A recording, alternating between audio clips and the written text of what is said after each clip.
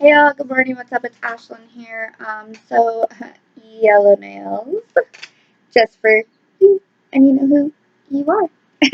Anyway, I'm gonna go ahead and start off this video with reading something from When You're Not Okay by Jill Stark. That is the one that coincides with the first part of this video. So I figured that's a great way to tie the two videos together. So, let's get into it. The author's note is 7 pages long, but it'll go super quick, I promise. Okay, ready? We all struggle. Some people might tell you they don't, but they do. So let's start by acknowledging that you're normal. Not a single person on this planet can escape tough times. And if you secretly worry that you're weird or broken or unfixable, congratulations. That's normal too. Despite what social media's airbrush amphitheater might have us believe, sadness, anxiety, hurt, jealousy, loneliness, anger, disappointment, and the countless other forms of emotional turmoil we all experience are completely natural facts of life. They're what make us human. But just because the struggle is real doesn't make it easy. There are days when hiding under the covers and blocking out the world seems like the safest bet. Sometimes the road gets so bumpy, it feels as if we'll never regain our footing. And when the ground beneath us is crumbling, it can be hard to navigate a way forward. It's in those times that we need to take care of ourselves, but it's also usually in those times that we're at our most self-critical. I know how exhausting it can be to grapple with an internal saboteur perpetually saying, "You're a bit shit." My own saboteur is a master at magnifying shortcomings and obscuring any wins or strengths from view. When things are bad, our internal critic can be deafening, and in an always-on digital age where life speed bumps and pitfalls are often filtered out of the picture, it can feel as if we're the only one drowning while everyone else is #blessed and living their bliss as they glide gracefully through their perfect lives. Those are the days, or weeks, or months when we need reminding that we're not alone. It's in these times that we need to know that we're worth fighting for, that we can survive, that these feelings are not permanent, and that we will once again reach solid ground. That's what this book offers, signposts to help you find the path back to yourself and advice on how to be okay even when you're not. It's a guide for those moments when you just need a little help, an emotional first aid kit to be cracked open when shit gets a little too real. Whether you're having a bad day or a run of bad days that seems never ending, these pages are filled with practical self-care tips for your body, mind, and soul. It's also a book about learning to give yourself a break when things seem broken. This is not a book that's going to tell you to just stay positive or suggest you grit your teeth, slap on a grin, and repeat, "I am strong, I am happy" affirmations in the mirror until your brain believes it. There's a special place in hell for purveyors of trite self-help bullshit and wellness inspo that flies in the face of reality and preys on our insecurities. You won't get that from me. What I will share with you are things I've found helpful when times are tough and my anxiety is peaking, because I've been there before. In fact, I've been there so many times I started thinking I could write a book about this. So I did. I should stress that I'm not a doctor or a psychologist. I'm not a counselor, a spiritual guru, or a life coach. This book is not meant to be a perspective guide, nor should it act as a replacement for professional therapy or medical treatment. But I am someone who knows what it's like to be in a place where you have to fight your way through every moment. And I'm also someone with a brain that regularly lies to me. I've struggled with chronic anxiety and periods of depression since I was a child. Even in the good times, my brain can be an unwieldy beast to manage. It likes to conjure up the most elaborately catastrophic predictions on everything from my health, "Oh my god, is this pimple actually a melanoma?" to my career prospects. This is without question the worst thing you've ever written. Everyone is going to see how much of a fraud you really are and demand your editor fire you from a cannon directly into the sun, where you will burn for all eternity just as you deserve. Well, that's some dark shit. It also offers me wildly unhelpful life advice such as 3 a.m. is the best time to email your boss with detailed thoughts on the management style. Or, the reason your best friend hasn't returned your text message is because they either hate you or have died, and you should definitely spend all day obsessing about which one it is until you are either drafting a lengthy apology or making funeral plans. Again, dark. Then there are the times where my brain just collapses in on itself. In 2014-15, I experienced a pretty serious breakdown that I nearly didn't survive. It was a long, hard road back to myself, and I documented that journey in my memoir, Happy Never After, Why the Happiness Fairy Tale is Driving Us Mad, and How I Flipped the Script. That sounds like a book I want to get into. Which, of course, I highly recommend you check out. I think I will. I think you guys should too if you are finding this very interesting already. I mean, this is just the author's note. We haven't even gotten into the actual book itself.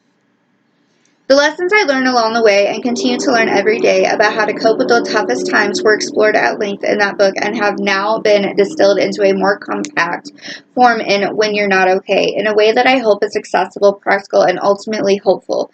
This is the book to keep by the side of your bed or tuck it into your bag for those days when you need a helping hand. I know there is no one-size-fits-all approach to good mental health, nor is there a quick fix or secret formula.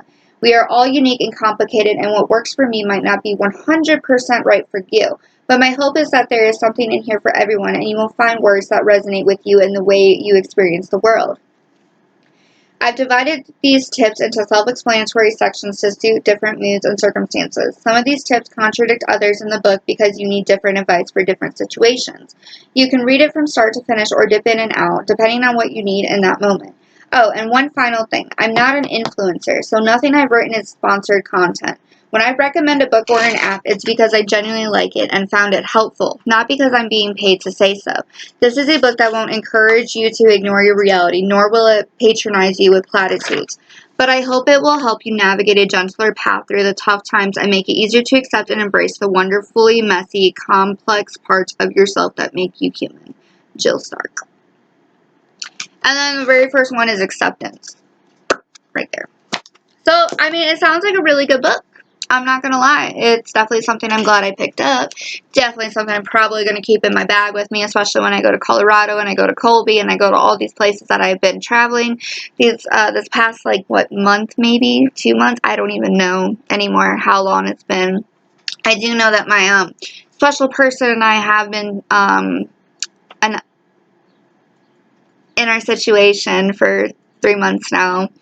So, if you guys see a difference in me, that's why. That and working out and eating better and feeling good about myself, it's euphoric. I'm not gonna lie. It's extremely euphoric for me to feel this way, and I'm so glad that I did, and everybody's right. When you start working out, you just feel so much better about yourself.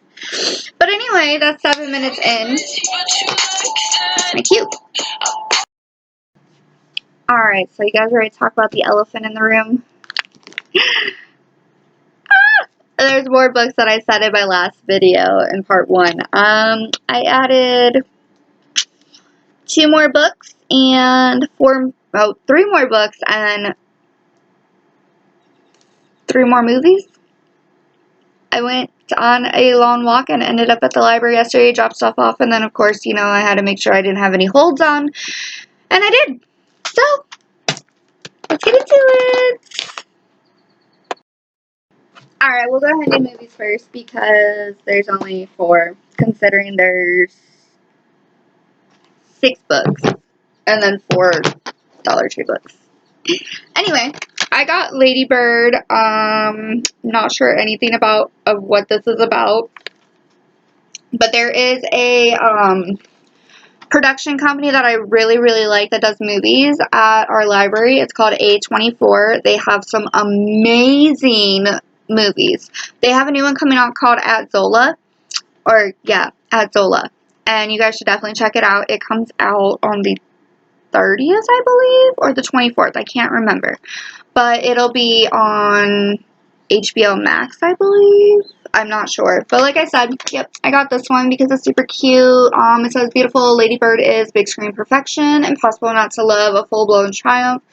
I'm not entirely sure what this is about, but it looks good. It looks like it's a mother-daughter relationship maybe, or she gets into a relationship with an older woman. I don't know, but it looks great.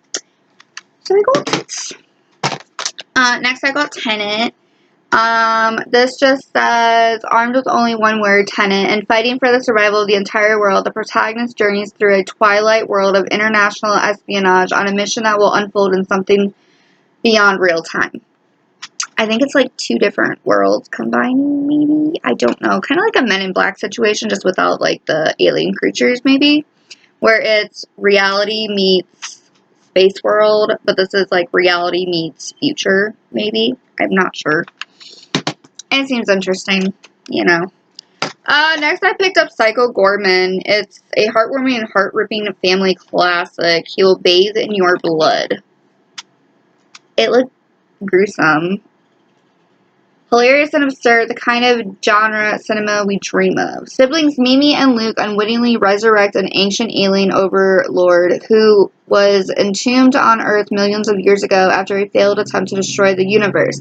They nickname the evil creature Psycho Goreman, or PG for short, and use a magical amulet they discovered to force him to obey their childish whims. It isn't long before PG's reappearance draws the attention of intergalactic friends and foes from across the cosmos, and a rogues gallery of alien combatants converges in small-town suburbia to battle the fate of the galaxy.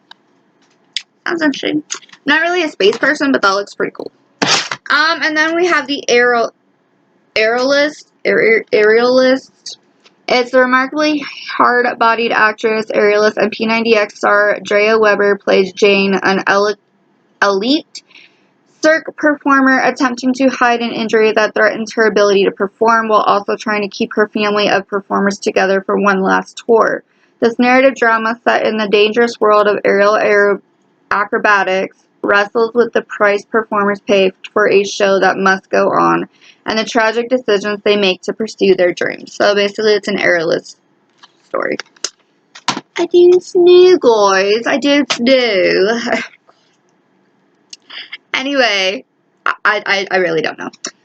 So yeah, that's the movies. There are no CDs this time around. There's no music this time around because music's on YouTube, I realized. I could just look it all up on there. Anyway, we got Street Thrillers, and then we have a PMSL. We're going to start with that one.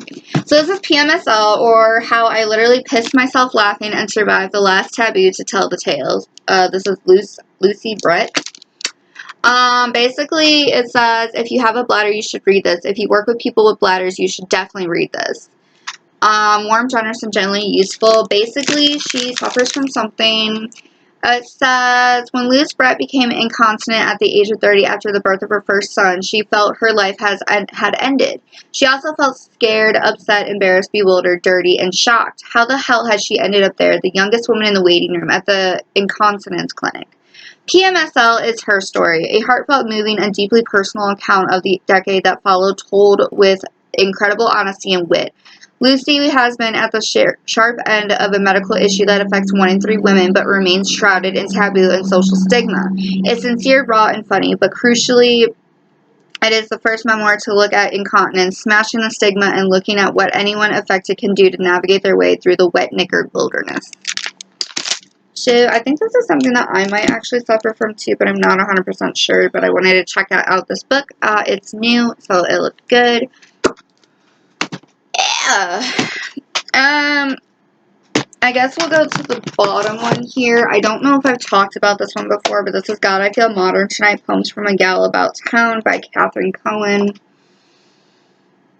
It says advanced praise for God, I Feel Modern. It says here, Catherine Cohen, the one-woman stand-up chanteuse, I don't know that word, who has electrified the downtown NYC comedy scene in her white go-go boots, has been posting poignant, unfiltered poems on social media since before Instagram was a thing. A self-proclaimed, self-obsessed millennial on the prowl with her beaded bag, she ponders guys who call you dude after sex, English major dreams, true love during the pandemic, and other weighty matters in these captivating short lyrics. I wish I were smart instead of on my phone, Cohen confides. Heartbreak, when it comes and it will come, is always new. A Dorothy Parker for our time, a Starbucks philosophy with no primary care doctor, this poet and rising megastar is a welcome new breed of every woman, a larger-than-life best friend who will say all the outrageous things we think but never say out loud ourselves. And it's super short. It's literally short. It's honestly like 1069 pages. That's cute. Okay, So there's those, and then this one was on hold for me as well. This is Frederick Backman's Anxious People. This is being like hyped up on YouTube and BookTube and Bookstagram and Goodreads. I think this is like a 4 out of 5 star book, and it's called Anxious People. It says, looking at real estate isn't usually a life or death situation, but an apartment open house becomes just that when a failed bank robber bursts in and takes a group of strangers hostage. The captives include a recently retired couple who relentlessly hunt down fixer-uppers to avoid the painful truth that they can't fix up their own marriage. There's a wealthy banker who has been too busy making money to care about anyone else, and a young couple who are about to have their first child but can't seem to agree on anything, from where they want to live to how they met in the first place. And add to the mix an 87-year-old woman who has lived long enough not to be afraid of someone waving a gun in her face, a flustered but still ready to make a deal real estate agent, and a mystery man who has locked himself in the apartment's only bathroom. And you've got the worst group of hostages in the world. Each of them carries a lifetime of grievances, hurts, secrets, and passions that are ready to boil over. None of them is entirely who they appear to be, and all of them, the bank robber included, desperately crave some sort of rescue. As the authorities and the media surround the premises, these reluctant allies will reveal surprising truths about themselves and set in motion a chain of events so unexpected that even they can hardly explain what happens next. And then up top it says, a poignant, charming novel about a crime that never took place, a would-be bank robber who disappears into thin air, and 8 extremely anxious strangers who find they have more in common than they ever imagined. Sounds good, right? I don't know. I feel like I'm going to get anxiety just from reading it because it's about anxious people, and anxious people equals anxiety. So, yeah, but we will take that chance, and I will let you guys know how it is. Next I have these great books, these fantastic books, these books that, like, are right up my alley. I need a drink, hold on. Okay, I feel better. Next, we have Joyce Carol Oates' High Crime Area, Tales of Darkness and Dread. And it looks like this. It's like a red light chick, and she's holding her hand up like that, like stop. It says, is an unparalleled investigator of human personality. In these 8 stories, she deftly tests the bonds between damaged individuals, a brother and sister. Ooh, that hits home. A teacher and student, 2 strangers on a subway, and the fearless prose for which she's become so celebrated. In the title story, High Crime Area, a white aspiring professor in Detroit is convinced that she is being followed. She turns to confront her black male shadow in the campus parking garage, hyper aware of the handgun stowed in her purse just in case. But the situation isn't what she expects, and the rescuer, a promising graduate student, detours to inner city Trenton, New Jersey, to save her brother from a downward spiral. When she arrives on his doorstep, she is shocked to discover that he is missing half an ear and owes his neighbors several $100s. But the student has more to learn from her brother's dangerously alluring world than her own prestigious university. A young girl of a much different breed prowls the New York City subways in search of her perfect man in Lorelei. She begins encounter after encounter in her spiked stilettos heels, yearning for the glance, the touch, or the push that will reveal to her the one. And in The Last Man of Letters, world-renowned author X embarks on a final grand tour of Europe. He has money, fame, and respect, but not a whole lot of manners. So 4 of the girls he has cruelly, publicly snubbed band together for an elaborate etiquette lesson. In these biting and beautiful pieces, Oates confronts one by one the demons within us. In the end, sometimes it's the human who wins, and sometimes it's the demon. Sounds really good. Next I have the Martini Shot, a novella and stories by George Pelicano, award-winning writer, producer of The Wire. I'm not sure, I know that's a TV show of some sort though, but I never knew it was a book. This is short stories and a novella from one of crime fiction's most revered writers. Whether they're cops or con men, savage killers or creative types, gangsters or God-fearing citizens, George Pelicano's characters are always engaged in a fight for their lives. They fight to get ahead or simply to survive. They fight against odds, against enemies, even against themselves. In his first collection of stories, the acclaimed novelist introduces readers to a vivid and eclectic cast of combatants. A seasoned claims investigator tracks a supposedly dead man from Miami to Brazil, only to be thrown off his game by a kid from the local slum. An aging loser takes a last stab at respectability by becoming a police informant. A 1930s immigrant dishwasher faces down a corrupt Pinkerton agent. A Greek-American couple adopts an interracial trio of sons and then struggle to keep their family together, giving us a stirring bit of background on one of Pelicanos' most beloved protagonists, Sparrow Lucas. In the title novella, which takes its name from Hollywood's slang for the last shot of the day, the one that comes before the liquor shots begin, we go behind the scenes of a television cop show where a writer gets caught up in a drama more real than anything he could have conjured for a script. By turns heartbreaking and humane, brutal and funny, these finely constructed tales expose the violence and striving beneath the surface of any city and within any human heart. Tough, sexy, fast-paced, and crackling with energy, the Martini Shot is an electrifying collection of stories from a writer at the top of his game. Sounds pretty interesting. And the very last one there, like, it definitely gets me because I love books about reality TV shows or, like, shows in general. Like, they're on a podcast or on a TV show, anything like that. I love that.